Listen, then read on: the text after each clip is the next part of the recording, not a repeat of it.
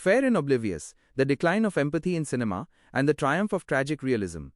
Introduction. From mirror to Snapchat filter. Once a mirror reflecting the raw, unpolished truths of human existence, cinema has morphed into a Snapchat filter, glossy, superficial, and designed to obscure reality's imperfections. In India, where storytelling is a cultural cornerstone, this shift is particularly stark. The soul-stirring narratives of Guru Dutt's Pyasa or Bimal Roy's Do Bigha Zameen, which once invited audiences to empathize with the marginalized, have given way to escapist fantasies celebrating fair-skinned heroes, psychopathic CEOs, and predictable love triangles. Globally, romantic dramas, superhero blockbusters, and unattainable fantasy epics dominate, offering dazzling but fleeting distractions. Yet films like Masan 2015 and Schindler's List 1993 stand as powerful counterpoints, harnessing tragedy to foster empathy and introspection. This essay critiques the superficiality of contemporary cinema, explores cultural biases in Indian films, celebrates the redemptive power of tragic realism, and takes a nostalgic dive into the history of cinema, particularly Satyajit Ray's legacy, to argue for a return to storytelling that challenges rather than comforts. In a world captivated by fair and oblivious narratives, cinema must reclaim its role as a catalyst for compassion. The fall from grace, cinema as a Snapchat filter. In its infancy, cinema was a medium of revelation, holding a mirror to society's triumphs and traumas. India's golden age of the 1950s and 1960s produced masterpieces that captured the human condition with unflinching honesty. Guru Dutt's Pyasa, 1957, is a haunting example following Vijay, a poet whose ideals are crushed by a materialistic society. The film's iconic imagery, Vijay's solitary figure in a dimly lit alley, dwarfed by the city's indifference, mirrors the disillusionment of post-independence India. Similarly, Bimal Roy's Do Bigha Zameen 1953 humanizes Shambhu, a farmer battling debt and systemic injustice, his desperate journey resonating with audiences who saw their own struggles reflected on screen. These films didn't shy away from pain, they embraced it, inviting viewers to connect with characters who were victims of circumstance. Today, however, cinema has become a Snapchat filter, polishing reality into a glossy, distorted fantasy.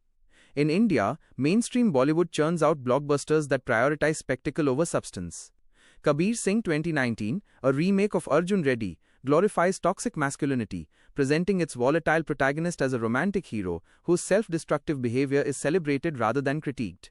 Its box office success, driven by young audiences enamored with its brooding intensity, underscores a troubling trend: the prioritization of instant emotional gratification over meaningful storytelling. This shift isn't confined to India.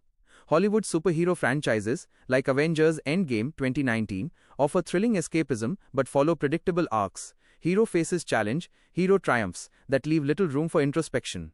Fantasy epics like Bahubali 2015 to 2017 dazzle with grandiose visuals, but prioritize spectacle over human connection, while romantic dramas like The Notebook 2004 craft idealized love stories that feel unattainable to most viewers. These genres, while entertaining, cater to escapism, leaving audiences fair and oblivious to the complexities of the real world. The Indian obsession, fair skin and heartbreak. In India, cultural biases toward fair skin and romantic melodrama have long shaped cinematic narratives, often at the expense of diversity and depth. The fixation on fair-skinned protagonists, portrayed as the epitome of beauty and virtue, is evident in films like Yeh Jawani Hai Diwani 2013. Its leads, played by Ranbir Kapoor and Deepika Padukone, embody an idealized aesthetic that reinforces colonial-era stereotypes, marginalizing darker-skinned individuals. This obsession is not merely aesthetic but ideological, perpetuating a cultural hierarchy where fairness equals desirability. Fairness cream advertisements, often featuring Bollywood stars, amplify this bias, creating a feedback loop between cinema and society that stifles inclusivity. Heartbreak, another cornerstone of Indian cinema, has been reduced to a shallow trope. Love triangles, once a vehicle for exploring societal constraints, as in Dilwale Dulhaniya Le Jayenge 1995, now serve as plot devices for manufactured drama. Student of the Year 2012 centers on glamorous rivalries among affluent teens, with love as a backdrop for flashy dance numbers and exotic locales. Its focus on superficial conflicts, designer clothes, elite schools, ignores the real struggles of most Indian youth, from economic hardship to caste discrimination. This obsession with fair-skinned romance and heartbreak reflects a cultural tendency to prioritize personal drama over systemic issues, trapping audiences in a fantasy land that offers no path to empathy. French cinema fetishized tragedies and the edge of empathy. French cinema provides a contrasting lens, celebrated for its bold exploration of human despair, but often criticized for fetishizing tragedy. Films like Amour, 2012, by Michael Haneke, portray raw emotions, aging, mortality, with an intensity that borders on discomfort. Its slow pacing and unflinching close-ups of an elderly couple's decline force viewers to confront life's fragility. Yet French cinema sometimes veers into excess, as in Irreversible, 2002, where a brutal rape scene overshadows its commentary on vengeance, turning tragedy into voyeuristic spectacle. Despite these flaws, French films provoke thought in ways that mainstream Indian and Hollywood cinema often fail to do. Haneke's Cash 2005, for instance, uses a mysterious videotape to unravel a family's complicity in colonial guilt, challenging viewers to question their own moral blind spots. This introspective approach contrasts sharply with Bollywood's Bahubali, which prioritizes epic battles over human truths, or Hollywood's The Notebook, which romanticizes love as a sweeping, sacrificial force detached from everyday realities. While The Notebook's emotional depth, its portrayal of Noah and Ali's enduring love amidst Alzheimer's, resonates, its picturesque settings and idealized romance create a fantasy that feels unattainable, especially for audiences in India, grappling with societal pressures around marriage and caste. French cinema's willingness to embrace discomfort, even if imperfectly, offers a model for how tragedy can foster empathy, pushing audiences to engage with the world's complexities rather than escape them. The Anurag Kashyap exception, reclaiming realism. Amid Bollywood's glossy escapism, directors like Anurag Kashyap stand as defiant outliers, crafting films that reject superficiality for gritty realism. Gangs of Wasseypur, 2012, is a sprawling saga of revenge in a coal mining town, its raw dialogue and unpolished visuals capturing the chaos of human ambition. Devdi, 2009, a modern retelling of Devdas, deconstructs the romantic hero, portraying Dev as a flawed, self-destructive figure whose pain stems from personal and societal pressures. Kashyap's films tackle taboo subjects: caste violence in Manmarzian, 2018, drug addiction in Urta Punjab, 2016, demanding that audiences confront uncomfortable truths. Kashyap's influence extends to filmmakers like Neeraj Ghaiwan, whose Masan, 2015, is a masterwork of tragic realism. Set in Varanasi, Masan interweaves the stories of Devi, a young woman shamed for her sexuality, and Deepak, a low-caste cremation worker mourning a personal loss. The film's understated beauty, lingering shots of the Ganges, a soulful soundtrack, amplifies the characters' resilience, inviting viewers to empathize with their struggles. Unlike Kabir Singh's sensationalized drama or Bahubali's spectacle, Masan grounds itself in the lived realities of small-town India, where caste and societal judgment shape destinies. Its final scene, where Devi and Deepak meet by the river, their shared grief forging a tentative bond, is a testament to cinema's power to transform pain into connection. The triumph of tragedy, Schindler's List and the power of witnessing. If Masan captures intimate tragedies, Schindler's List 1993 confronts monumental horrors. Steven Spielberg's masterpiece chronicles Oskar Schindler's efforts to save over 1,000 Jews during the Holocaust. Its black and white cinematography and unflinching depiction of Nazi atrocities, creating a visceral experience. The image of a girl in a red coat amidst a monochrome world lingers as a haunting symbol of innocence lost. Schindler's transformation, from opportunist to savior, gives the film its emotional weight, offering hope amidst despair. Schindler's List refuses to sensationalize suffering, instead demanding that audiences bear witness to history. For Indian audiences, its universal call to compassion transcends cultural boundaries, highlighting the cost of hatred and the power of individual courage. Unlike superhero films like Krish, 2006, which present power as a fantasy, or romantic dramas like The Notebook, which idealize love in unattainable settings, Schindler's List grounds its narrative in moral complexity, challenging viewers to reflect on their own capacity for action.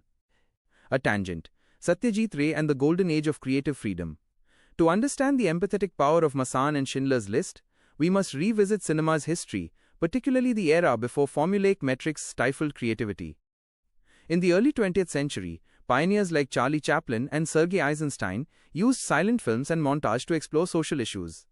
In India, Satyajit Ray emerged as a visionary during the 1950s, his Apu trilogy, Padar Panchali 1955, Aprajito 1956, and Apur Sansar 1959, redefining storytelling with neorealist sensibilities. Patha Panchali follows a poor Bengali family through young Apu's eyes, its naturalistic performances, and Ravi Shankar's score capturing rural life's texture. The iconic scene of Apu and his sister Durga, watching a train in the distance, evokes wonder and longing, drawing viewers into their world. Ray's genius lay in his refusal to follow formulas. In Pratidwandi 1970, he explored post-independence alienation through dream sequences and fragmented editing, reflecting the protagonist's fractured psyche. This creative freedom was possible because filmmakers like Ray, Guru Dutt, and Bimal Roy prioritized art over commerce.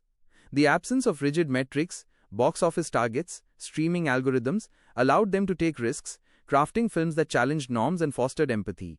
The 1970s shift toward blockbusters. Hollywood's Star Wars 1977, Bollywood's Sholay 1975, prioritized mass appeal, setting the stage for today's risk-averse industry. Ray's legacy reminds us that cinema's greatest achievements arise when filmmakers trust audiences to engage with complexity. The metrics of success, viewership over vision. The commodification of cinema, driven by viewership metrics, has eroded its empathetic potential. In India, streaming platforms like Netflix prioritize content that guarantees engagement, as seen in Sacred Games 2018, which leans on sensationalism, violence, psychopathic anti-heroes, to attract viewers. This contrasts with earlier Indian television, like Malgudi Days 1986, which adapted R.K. Narayan's stories into profound narratives of resilience. Globally, the MCU's Spider-Man No Way Home 2021 exemplifies this trend, prioritizing fan service over depth. Romantic dramas like Yeh Jawani Hai Deewani or fantasy epics like Bahubali follow suit, offering escapism at the expense of empathy. Even The Notebook with its emotional depth crafts a love story so idealized mansions, rain-soaked confessions, that it feels distant from most viewers' realities.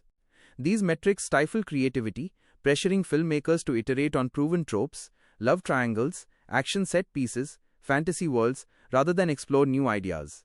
The result is a cinematic landscape where escapism trumps reflection, leaving audiences disconnected from the human condition. Creative observations, reimagining cinema's role.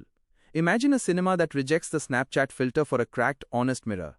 Picture an Indian film about a Dalit woman navigating urban poverty, blending Masan's realism with Schindler's List's moral weight. Or a global collaboration exploring climate refugees, using documentary-style visuals to humanize a crisis. These films would prioritize the marginalized migrant workers, queer individuals, rural women, over psychopathic CEOs, and love triangles. Films like Court 2014 by Chaitanya Tamhane, which examines India's judicial system through a folk singer's trial, show this potential. Its deliberate pacing forces viewers to confront systemic injustice, fostering empathy through immersion. Bong Joon-ho's Parasite 2019 blends social commentary with genre storytelling, proving audiences crave complexity. By embracing Ray's humanism and tragedy's raw power, cinema can challenge viewers to see the world through others' eyes. Conclusion. Toward a cinema of empathy. Cinema's drift from a mirror to a Snapchat filter reflects a cultural obsession with instant gratification. In India, biases toward fair skin and heartbreak, coupled with viewership-driven metrics, have diluted the medium's empathetic potential. Globally, romantic dramas, superhero films, and fantasy epics offer seductive escapes but fail to resonate with life's complexities.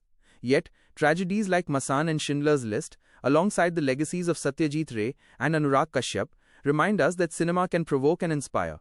To move beyond being fair and oblivious, the industry must embrace stories that reflect humanity's messy truths, fostering empathy in a world that desperately needs it.